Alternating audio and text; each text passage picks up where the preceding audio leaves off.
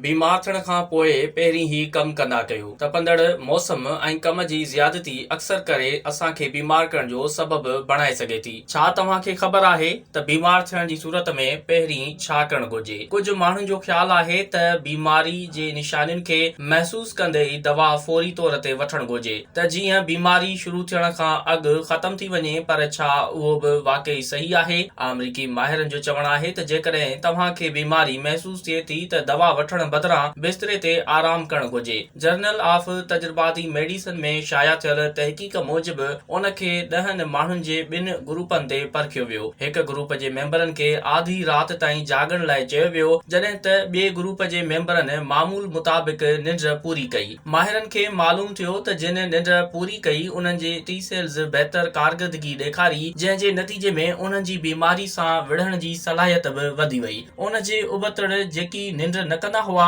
उन्हनि जा T cells बीमारी जी जरासीम सां विढ़ण लाइ सही न हुआ। नतीजे में उन्हनि जी बीमारी जी शिदत में इज़ाफ़े थियण जा बि इम्कान वधी विया। माहिर नसीहत कनि था त जेकॾहिं तव्हांखे बीमारी महसूस थिए थी त दवा वठण खां अॻु कुझु वक़्तु आराम करणु घुर्जे। उन खां पोइ बि जेकॾहिं बीमारी बरक़रार रहे त तव्हांखे डॉक्टर सां मशवरो करणु घुर्जे।